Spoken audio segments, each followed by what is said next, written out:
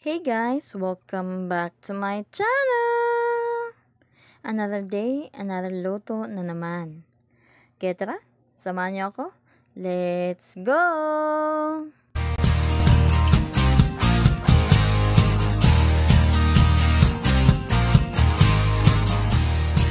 Dahil araw po ng mga puso, ang lulutuin po natin for today ay ginataang kinilaw na puso ng saging. Ayan, meron po ako ditong puso ng saging na saba. Balatan ko lang po ito. Ayan, pagkatapos po natin itong balatan, ay hiwain na po natin ito. Ayan, hiwain lang po natin ito sa gitna. Ayan, hiniwa ko po ito ng maliliit pa. Ng ganyan lang po. Para po madaling malata. Ayan, nilagay ko na po ito sa kalderin na may tubig. And pakukuluan po natin ito until po malata. Naglalagay po pala ako dito ng asin. And abang hinihintay po natin malata yung ating puso ng saging, naghiwa na po ako dito ng mga lamas. Ayan, naghiwa na po ako dito ng kamatis.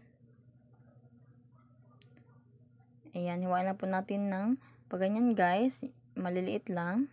By the way guys, lutuin po natin sa high heat yung ating puso ng saging para po mabilis lumambot. Bali, ang ginamit ko pala dito na kamatis guys ay 4 pieces na kamatis. And yung laki niya medium lang po.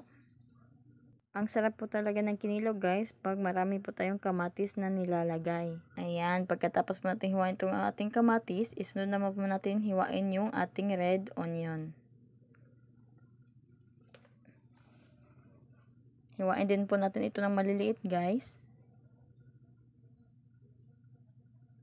Ayan, chop ko lang po ng paganyan.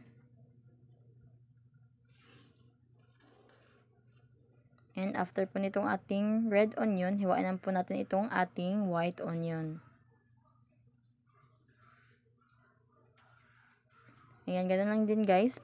Hiwain lang din po natin ng pino. Kasi po ang gagawin na po natin ay kinilaw. Ayan, pagkatapos ko po itong hiwain ay hiwain na po natin itong ating kalamansi. Bali, 4 na kalamansi po yung ginamit ko dito. Ayan, maghihiwa po pala ako dito ng luya. Ganun lang din guys, same lang din. Pinong-pino lang din po ang pagkahiwa.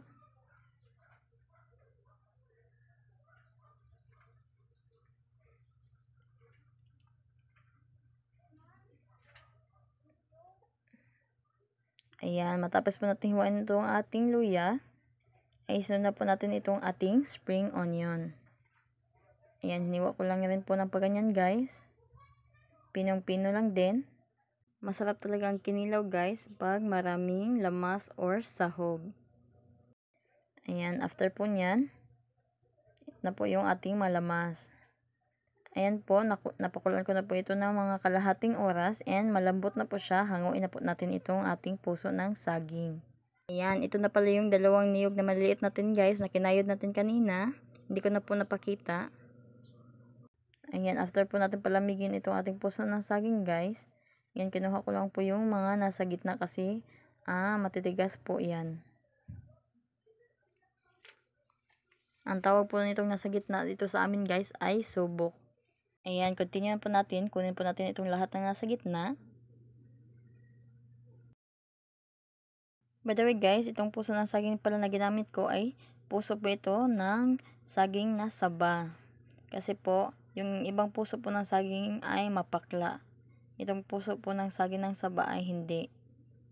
Ayan, chinap ko lang po siya ng paganyan guys kasi malaki po yung pagkahiwa natin. And nasa sa inyo po yan guys kung gusto nyo pong ganito lang kalaki, yung malaki yung hiwa niya. Or nasa inyo rin kung i-chop nyo po or pwede rin himayin nyo na lang. Ayan, hiwain ko lang po ito lahat guys. Ayan guys, pagkatapos po natin itong i-chop ay pipigaan po natin ito. Kasi guys, sumipsip po ito ng tubig nung ating pinakuluan. Kaya kailangan po talaga itong pigaan. Ayan guys, dami po ng tubig na sinipsip nito. Yung kinilaw po natin ay para pong may sabaw pag hindi niyo po pinigaan. Kaya importante po talaga guys na pigaan po itong ating puso ng saging. bago po natin i-mix or ipaghalo po yung lahat ng ating mga sangkap or ating mga sahog. Ayan guys, tapusin ko lang po ito pigahan lahat.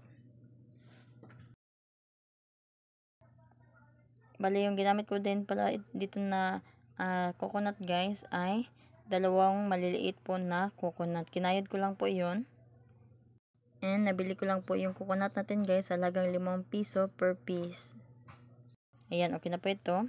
Ito na po yung kinayod po natin na coconut kanina. Lagyan ko lang po ito ng 3 kutsara ng vinegar. Ayan, mix lang. Okay na po yan. Ayan, ihalo na po natin yung ating mga lamas. Ayan, nilagay ko na po dito sa plato yung ating red onion. Pati itong ating white onion, itong ating kamatis, itong luya, and ang spring onion. Ayan, mix lang po natin ito ng mabuti guys. Napakasarap po talaga nitong ginataang kinilaw na puso ng saging guys. Pwede po itong pangbaon sa beach or kung mag-outing po kayo, pwede po itong ibaon. Ayan, timplan ko lang po ito ng asin, ground pepper, and maglalagay din po tayo dito ng 1 teaspoon ng white sugar. Ayan, ilagay na rin po natin itong juice ng ating kalamansi. Ayan, mix lang po natin ito ng mabuti bago po natin ilagay yung ating coconut.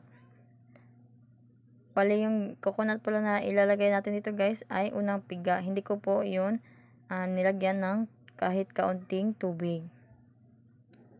Nilagyan ko lang po yan ng 3 tablespoon ng vinegar. Ayan, tingnan naman guys, napaka-creamy po ng ating gata. Ayan, i-mix ko lang po ito ng mabuti guys.